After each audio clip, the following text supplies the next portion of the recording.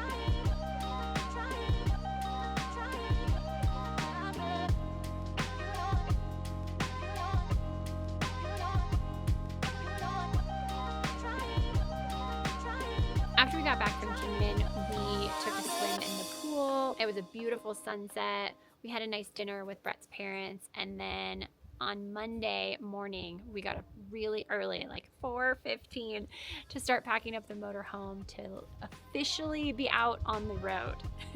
As Brett said, no more safe houses.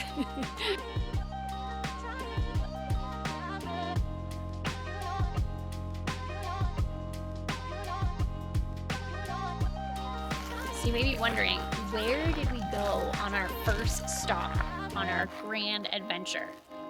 Did I just say grand? Where do you think we went? I'll just tell you.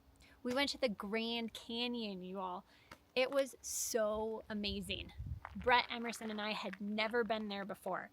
Obviously, we've all seen photos of the Grand Canyon. We know that it's massive. We know that it's one of the 7 wonders of the world. But when we got there, my mind was having a hard time constructing thoughts. It's so incredible. It's just massive. And I had this idea in my head that it was just kind of a single canyon that was large, but this is just so multifaceted. Had so much fun there.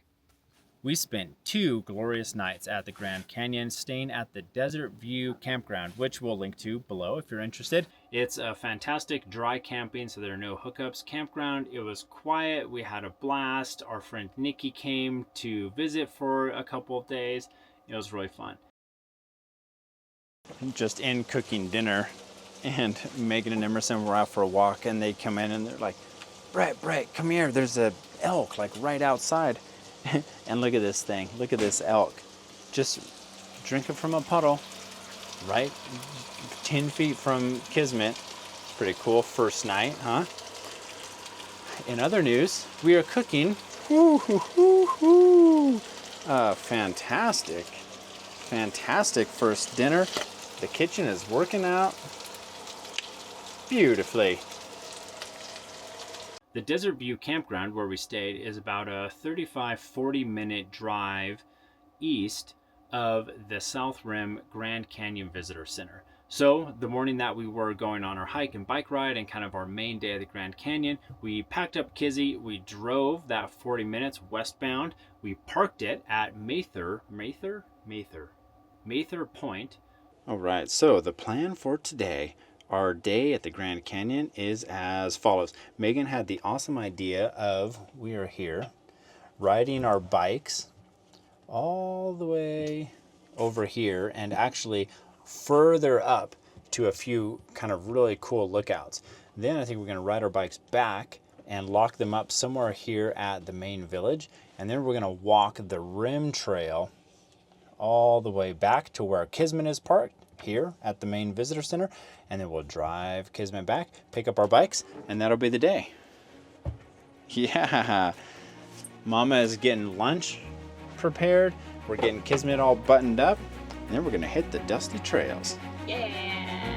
Woohoo!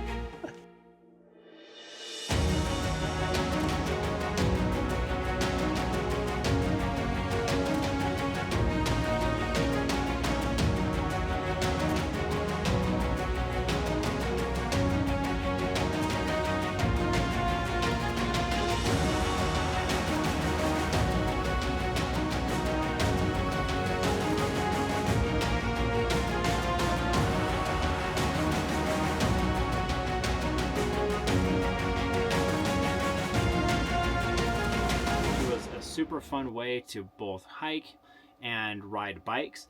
That was recommended to us instead of actually going down into the canyon, which is a pretty grueling hike. And even though we could do it and Emmy could actually do it too, of course, it was hot down at the bottom of the canyon, and it's a tremendous amount of elevation gain coming back when you're tired. So we opted to kind of go the more leisurely route, and I was really actually happy with that. The other kind of neat thing about where we camped at Desert View Campground is about a 5-minute walk from the campground is the Desert View Watchtower. We actually went there several times. We went there to catch a sunset. We went there to catch a park ranger talk with a Native American Hopi tribe member that does jewelry making. That was really cool. We went back there for sunrise. It's actually part of the kind of the easternmost developed area of the south rim of the park, and it's recognized as a National Historic Landmark.